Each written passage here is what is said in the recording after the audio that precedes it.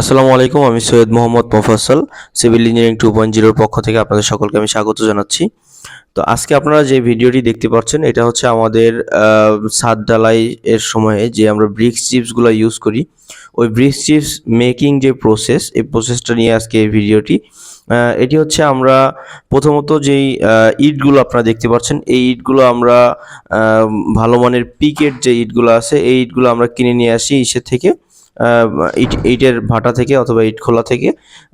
এই পিকেটগুলো ভালো মানের পোড়া এবং এই ইটগুলা একদম মানে খুব প্রপার শক্ত টাইপের যে ইট থাকে, এবং এই ইটটা পিকেটের জন্য একদম ইসের জন্য ব্রিক চিপসের জন্য স্পেশালি তৈরি করা হয়। এটা একটু বেশি পোড়া হয়।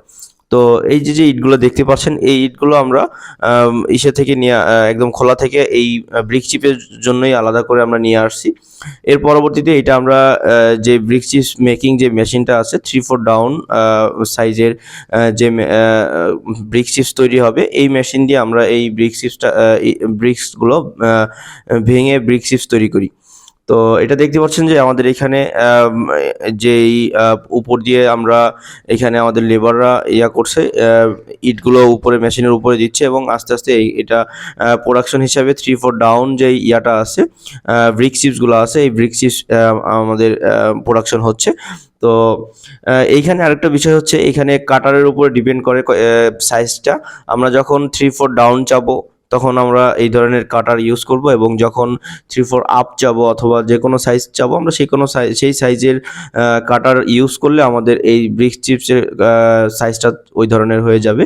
তো এই ছিল আমাদের এইখানে আপনারা দেখতে পাচ্ছেন আমাদের ব্রিক চিপসগুলো, আমাদের লেবাররা এগুলো নিয়ে আমাদের যেই অংশে ব্রিক চিপসগুলো স্তূপ করতেছে ওই অংশে নিয়ে রাখতেছে, এবং প্রতিনিয়ত আমাদের এই ব্রিক্স টোটাল যে ব্রিক্সগুলো আছে এগুলো এখন ভাঙা শেষ হয়ে যাবে। এর পরবর্তীতে এই ব্রিক চিপসগুলো দিয়ে আমরা ছাদ ঢালাই সম্পন্ন করব। তো অসংখ্য ধন্যবাদ এতক্ষণ আমাদের সাথে থাকার জন্য। আসসালামু আলাইকুম।